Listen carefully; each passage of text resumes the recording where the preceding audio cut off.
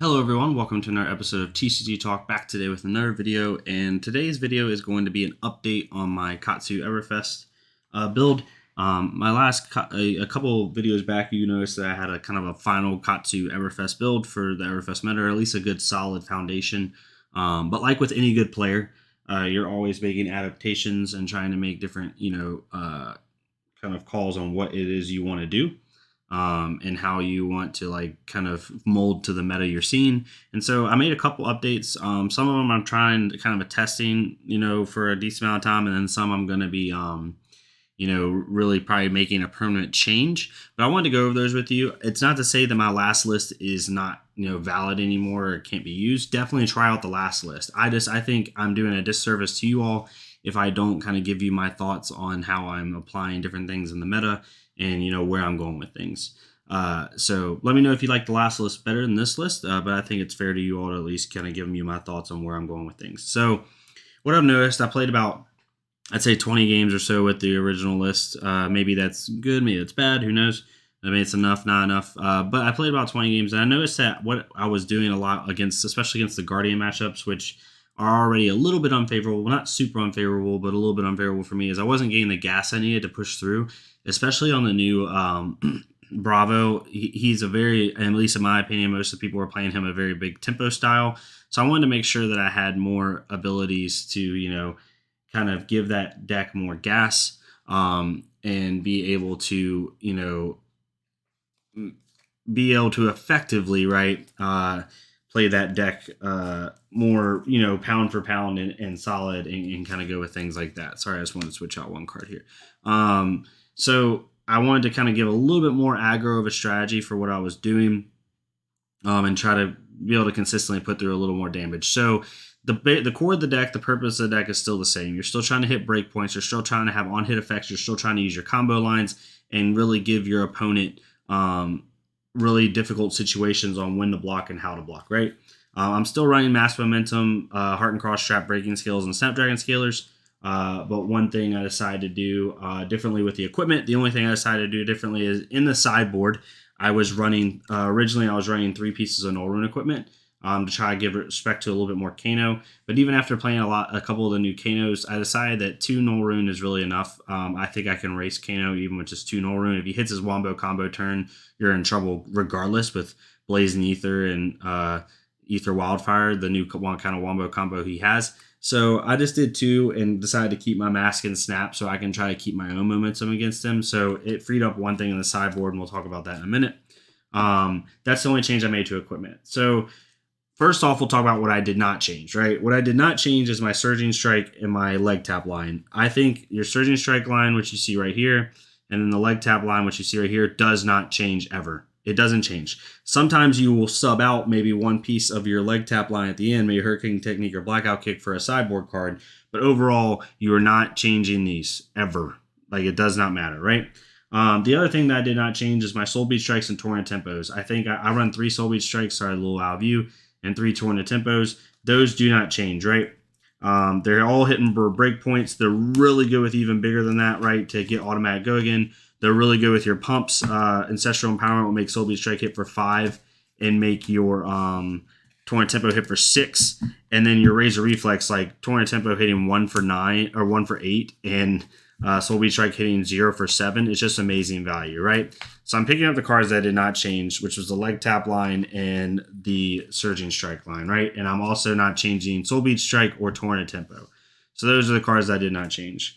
Another one that I did not change was even bigger than that. Definitely keep all 3 of these in your deck. It's a must. I will say I sub these out now against either any Guardian that's running Crown Seeds, whether it's the new Bravo or Oldheim. I sub these out because it's just not as useful. It's way easier for them to block them out. Maybe on the new Bravo you could try using them, but I would definitely sub them out against Oldheim. I kept the 3 Ancestral Empowerment, still really good in the deck, right? So you're keeping 9 of your attack reactions. Right, so in the attack reaction section, I kept all 9. I definitely keep all these. The only change I made was I ended up moving Smashing Good Time to the sideboard and only keeping 2 of them. So I removed 1 from my deck altogether, right? That's gone. These 2 I moved to the sideboard. What I replaced it with, I'll get right here, is Captain's Call. What I noticed with Smashing Good Time is I'm wanting to run a true aggro strategy. I'm wanting to really, really go forward and constantly push damage. So if I have a 0 cost red in my card that I really can't use on that turn and play from hand, I have to play an arsenal to set up. It's not like a Plunder Run where it's going to replace itself next turn and give me the damage, right? It's just going to give me the +3 buff. That's not really useful when I have to put in an arsenal to set up if I'm running an aggro strategy. I still put them in the sideboard because this card is amazing against Dash because it can help blow up her induction chambers and her purifiers, but it's not as good in the main board. So I ended up putting the 2 in the sideboard and replacing it with Red Captain's Call. I only run 2, right? And I'll tell you why I only run 2 in a second. But I love Red Captain's Call because it buffs every single card in my deck. I can CNC for 8, right? I can Enlighten Strike for 9 if I want to, count the Enlighten Strike buff. Or I can give cards Go Again. I can give my Enlightened Strike Go Again. I can give my Snatch Go Again, right? All these different cards. It's just a really good card to run. And I run it red, so it will buff every single card in my deck. It will buff my Surging Strike. I can make Surging Strike hit for 7, right? So it's just really good for that. So that's what the first change I made, right? The next things we'll talk about is your kind of like non-combo line attacks. I'm still running 3 Snatches. I'm still running 3 Enlightened Strikes, and so the 2 changes that I made was I was originally running 3 Fluster Fists, right? What I ended up doing was removing 1 Fluster Fist from my deck, and then I ended up adding in, and we're going to add in 1 more card than we normally would, right? But I ended up adding in 200 wins, just to try to give myself a little bit more Go Again. 100 wins is only really good if it's good because it's a 3 Go Again. It's basically a buff to have head jab, right? But it's really good if they let this first 100 wins hit. I'll go search for my second 100 wins and then come in for 4 with Go Again. It's really good for that. It's just kind of also the second 100 wins, if you can get that off, is basically a better Fluster Fist. So I figured, Fluster Fist is still good because it's 0 cost, attacks for 4. It's really good with even bigger than that or Captain's Call. So I wanted to keep them in the deck. I didn't want to remove them as a whole, but I thought having 3 of them didn't really need. It's just hurting my aggro strategy sometimes because if I have a Fluster Fist in hand, I'm most likely going to play it at the end of the chain if I can't somehow give it Go Again. So just adding in 100 wins kind of helped out a little bit more with the aggro strategy. The second change I made was I originally was running 1 Crane Dance and 2 Pounding Gales. We'll talk about the Pounding Gales first. The reason I changed out the Pounding Gales was it's more of a mid-range type card that you would use, right? I took out the Pounding Gales just because I found myself just using them at the end of the chain, and it wasn't really helping my aggro strategy. And I add in 3 Scar for Scars, and I'm going to remove the Crane Dance as well. I add in 3 Scar for Scars just to help with that aggro strategy, being able to manage your life total and have these turned on to get 4 with Go Again, or use them with even bigger and have to give them Go Again. It's just really good. Pounding Gale is a great card, definitely really good in mid-range Katsu, but not as good in true aggro Katsu. It's really not as much needed. I also took out the Crane Dance just because as powerful as the Fine Center line is, it's amazing. It's really hard to pop this off. You basically have to draw into Soul Bead and Crane Dance in order to have a chance to then go get Fine Center.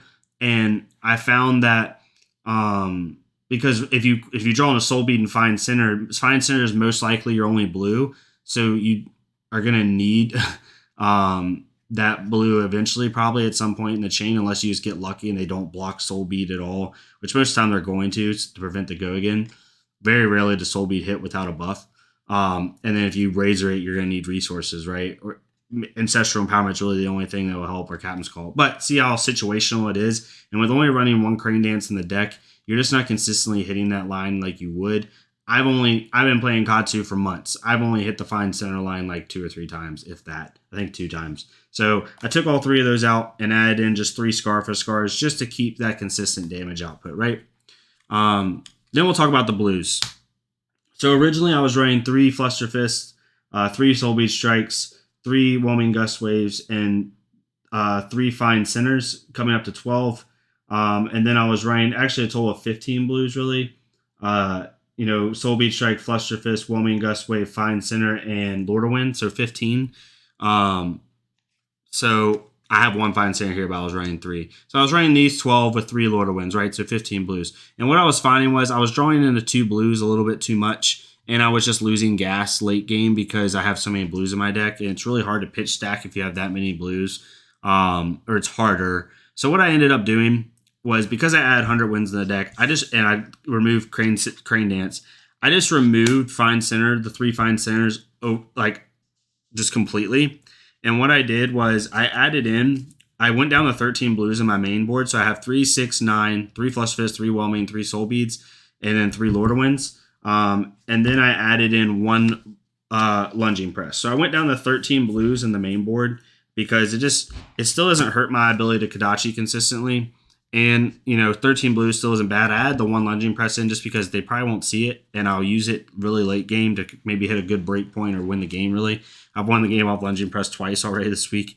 They're just not expecting it. So I run 13 blues in the main board, and what I ended up doing was because I added 100 wins to my deck. Just 1 second here. Wrong pile. That's why I can't find it. Because I added 100 wins into my deck, I ended up adding in 2 Winds of Eternity at blue. Sorry, I have a fine center here, but it's supposed to be Winds of Eternity. 2 Winds of Eternity at blue, and I'll go up to 15 of those against Guardians or against anything that I think is going to try to fatigue me or play into the late game. That way I just have enough blues to really, hone in. Also, if I'm playing Ice, I will hold it. I will sideboard in 15 blues. But really now I run 13 blues in the main board. So those are the main changes I made. Hopefully those all made sense. Really, as you can see, it's trying to get 3 with Go Again, 4 with possible Go Again. I removed a lot of the mid-rangey cards and added in more cards that are going to give me more Go Again, and things of that nature. So the next thing that I want to talk about that I changed was the sideboard. So we already talked about the equipment. I changed the sideboard from 3 Null Rune to 2 Null Rune to be able to open up another slot in my deck. I'm still running 2 Immovables, and I'm still running 3 Flick Flacks. That did not change. And I'm still running 2 Command and Conquers. So this is what did not change in the sideboard. What did change in the sideboard is now I have 2 blues in it, obviously, to go up to 15 blues. And what I did was, instead of running 3 Exude Confidences, I'm now running just the 2 Smashing Good Times. So the Exude Confidence is good, and I might end up adding it back in. Again, this is just a temporary test for the Exude Confidences because I know how good they are against defensive reaction type decks. But I noticed unless I play Control Orheim where I'm already at a disadvantage, right? They're just not as useful as you would think. And they're just not giving me what I need to be given value-wise. And again, they don't have Go Again, so I have to basically use Snapdragon Scalers on them or use Razor Reflex on them or use Captain Calls. Like, if it doesn't have a buff, it's basically screwed. And I don't want to use Snapdragon Scalers on Exude Confidence, honestly. I want to be able to use it on a Snatch. Ideally is my main target for Snapdragon Scalers. So that's why I ended up taking them out. I didn't end up putting them back in, though, to be honest with you. I ended up putting them back in. Smashing Good Times is so good against Dash, and it's nice to have that against Dash and really force her to have to block out. But these honestly could be subbed out for Exude Confidence because they do well against Dash as well. But that's the changes that I made. Hopefully it makes sense to you. Again, it's kind of more just going into the aggro strategy even more, trying to provide more pressure as possible, give more zero-cost targets, combo targets, and really push more consistent damage. And it's worked well for me. The deck is definitely more consistent. I am dealing way more consistent damage than I used to deal at times, and I'm able to push through. Again, the only bad matchup I have felt so far is Control Oldheim. Other than that, I've gone toe-to-toe with the new Bravo just fine. Old Bravo just fine. I've played 1 or 2 dashes, did just fine. The deck pushes through so much damage, it's hard for people to really contend with it. The one thing I wanted to know at the very end is I'm still running 3, 6, 9, 11, 12 non-attacks. Do not change that. Even though I changed up what my non-attack actions were, I'm still only running 12 cards that are not an attack action. So make sure you keep that ratio. The final thing I'll say is make sure when you sideboard stuff in, you're sideboarding the same thing out, right? So if I side in 2 Smashing Good Times, do not take out 100 Wins or take out an attack. Take out the 2 Captain Calls. If you side in 2 Command and Conquers, take out the Blackout Kick and take out maybe 1 Fluster Fist or something like that. Take out something that is an attack, right? Pick what you think is best to take out, or take out a Torrent Tempo is a really good one to take out. 1 Torrent Tempo.